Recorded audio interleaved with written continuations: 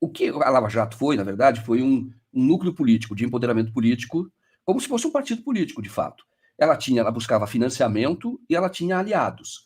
Então, o Deltan, neste momento, ele está tentando fazer aquilo que nós já sabemos que ele fez na época da Lava Jato, arregimentando o seu exército.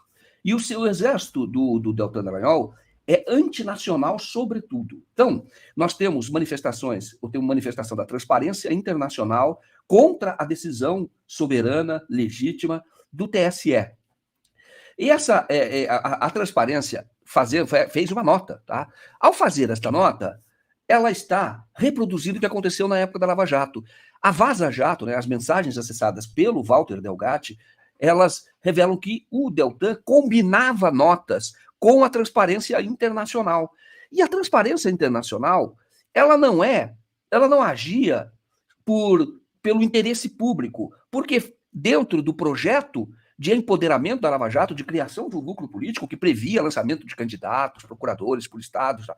Então, dentro desse projeto político, e o recurso viria da leniência ou da multa que a Petrobras pagou lá nos Estados Unidos, foi obrigada a pagar, e também viria da Odebrecht. E o Bruno, na época, que era o diretor, creio que ele ainda é o diretor da Transparência Internacional, ele seria remunerado como palestrante, por exemplo. E a Transparência Internacional, ela era contratada para atuar nas empresas que faziam acordo com a Lava Jato, como se fosse um órgão remunerado para implantar regras de compliance. Esse era o motivo.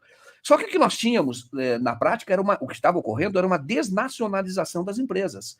E aí você tem um aliado deles, que é ligado à Transparência Internacional, que por acaso eu encontrei, por acaso não, agora numa apuração que envolve lá o maior conflito, o maior contencioso hoje empresarial no Brasil, que é o Josmar Verilo, que é um militante bolsonarista, primeiro em defesa do Moro, em defesa do Deltan Dallagnol e em defesa do Bolsonaro, que atacava fortemente o Lula e até a Janja, dentro dos propósitos políticos. E ele era um raminho da Transparência Internacional. Ele tinha uma organização que ele criou no interior de São Paulo, teoricamente, supostamente, para combater a corrupção, só que, na verdade, o que fazia era atacar adversários políticos. E até houve um racha dentro desta organização, porque o Antonino Marmo Trevisan, que criou, se lembra com ele, que é um auditor, tem especialidade também na área de compliance, ele saiu, porque ele percebeu que aquilo lá era político. E esse Josmar é ligado a esse povo aí que está agora saindo em defesa do Deltan Dallagnol. E aí você tem, no caso do Josmar, ele apoia, é remunerado, inclusive, consultor de uma empresa indonésia que está tentando assumir o controle de uma empresa de celulose, uma fábrica de celulose, aqui no Brasil. Uma disputa pesadíssima, que envolve, assim, golpes baixos de marketing, que envolve lançamento de livros. Tem, de um lado, a empresa indonésia, que é de um indonésio que é acusado pelo Greenpeace de ser o maior desmatador do mundo, que está querendo assumir o controle dessa fábrica de celulose, e, de outro lado, tem a JIF, que era uma empresa nacional que foi atacada pela Lava Jato e que hoje tem que disputar esse controle. E quem é que faz a defesa, ou que está ligado, inclusive remunerado, junto aos indonésios? Esse Josmar Verilo, que é ligado a essa Transparência Internacional. Então, o Deltan, a força política dele vem de um capital que não é nacional e que tem a Transparência Internacional atuando aqui no Brasil contra os interesses do capital nacional. Essa é a verdade. Essa é a disputa. E aí, o que a Vaza Jato mostrava? Que o Deltan Dallagnol ligava para esse Bruno, que era diretor, ou mandava mensagem, que foram mensagens acessadas, para o Bruno, que era da Transparência Internacional, e dizia: olha, seria interessante que você escrevesse um artigo, publicasse nos grandes jornais, falando de determinado tema, alinhado à Lava Jato, aquilo que ele queria fazer. E o que acontecia? E a Vaza Jato mostrou, a série de matérias do Intercept mostrou, efetivamente a Transparência, depois da ordem de comando do Deltan Dallagnol, publicava artigos, por exemplo, na Folha, no Globo, fazendo a defesa de algum ponto específico que era da Lava Jato. E aí você tem, de novo, essas mesmas forças se movimentando. E eu digo, são forças antinacionais. Elas se movimentam agora para atacar o judiciário e defender um aliado. Então, é preciso receber essa mensagem como a mensagem de praticamente um sócio do Deltan Dallagnol, porque ele era contratado pelas empresas, a Transparência Internacional, e a Transparência Internacional vive de recursos que ela capta, muitas vezes doação, fazendo consultoria, assim que ela funciona, é assim que ela vive, ela é uma grande ONG, tá? Que é essa transparência, mas ela está alinhado pela história ao interesses que não são brasileiros. Não, assim, pelo que eu me lembro, ela tinha uma ação também muito forte dentro da Lava Jato, porque ela, se eu não me engano, ela teve um papel até na minuta do contrato que foi assinado ali entre a Força Tarefa da Petrobras Isso. e a criação daquela fundação. A fundação é a do Deltan? Isso, é essa a fundação do Deltan, entendeu? É isso, 2 bilhões e meio da Petrobras.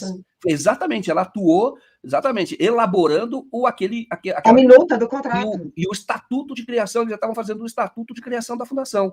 E eles seriam remunerados, os 2 bilhões e meio, a grana viria o seguinte, aí pega, o Bruno vai fazer uma palestra X, eles fazem uma conferência, em vários lugares, ele receberia recursos para isso. São sócios. Então, hoje, pelo modelo, bem lembrado por você, viu, André, é isso mesmo. E pelo modelo de atuação do Deltan Dallagnol, e que nós vimos na Vaza Jato, está se reproduzindo. O Deltan está ligando para os amigos dele pedindo para se posicionar, mas agora é grave, porque estão atacando instituições brasileiras. Isso é grave, precisa ver até onde vai, porque isso pode ser enquadrado até no crime contra o Estado Democrático de Direito. Então, claro, não está falando de abolição nesse caso, do regime como foi o 8 de janeiro. Mas precisa analisar, à luz dessa legislação, se isso não é um ataque à instituição brasileira por uma organização que é suspeita para fazer qualquer manifestação com o Deltan Dallagnol, porque atuou como sócio dele. Você muito bem lembrado dessa história de como é que eles estavam construindo a fundação juntos.